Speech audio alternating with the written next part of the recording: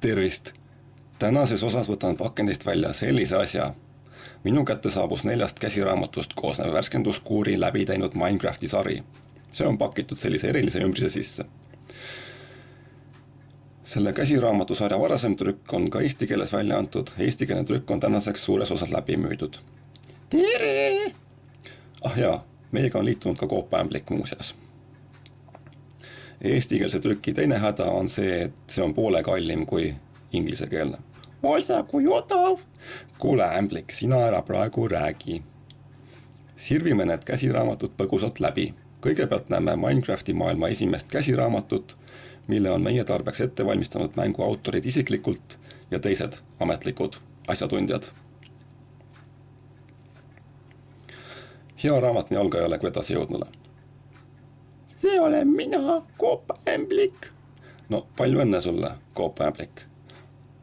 Järgmine käsiraamat on Punakivi käsiraamat, millest saad teada kogu tõe, nagu raamatu nimigi ütleb punakivi kohta, et siis mis asi see punakivi on ja mida sellega teha. Kõik on siin sees kirjas. Siis vaatame, kuidas näeb välja võitluskäsiraamat. Minecrafti maailmas liigub ringi arvestatav hulk pahalasi. See raamat õpetab sind ennast kaitsma. Saad teada, kuidas ehitada kindlust ja kuidas kasutada relvi, kuidas võidelda vaenlasega ja kuidas kaitsta oma kodu. Selles käsiraamatus ei räägi keegi sulle sellest, et ava oma süda ja lase kõik zombid, ämblikud, nõiad, hiiljad oma koju sisse. Las nad rapivad sind solidaarsuse nimel. See on nii lahe. Kui hiilija sulle näkku plahvatab, siis on see ilmselt meie peavoolumeedia näitevaral lihtsalt üksik juhtum, mida juhtub veel ja sellega tuleb lihtsalt leppida, sest viga on sinus, kes sa ennast oma kodu ja vara kaitsed. Eks ole loljut? On loomulikult. Enda ja kodu kaitsmine on virtuaalmaailmas oluline osa igapäevaelust, täpselt nagu päris maailmas. Keegi Eesti poliitikutest ilmselt kiljatab nüüd.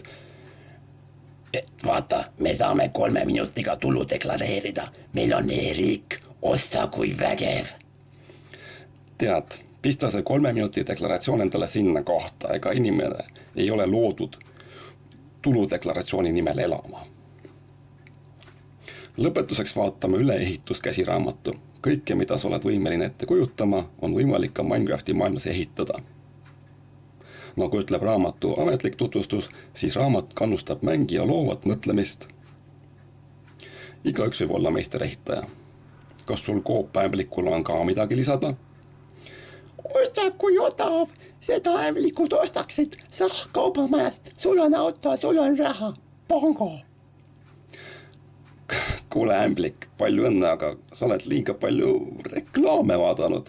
Sa räägid nagu televiisor või postimees juba. Mis sah? Mis pongo? Sa ise oled pongo. See oli meie tänane saade. Eks igaüks peab ise teadma, kas tal on seda käsiraamatut hädasti tarvis või ei ole. Hüva siis ja näeme taas.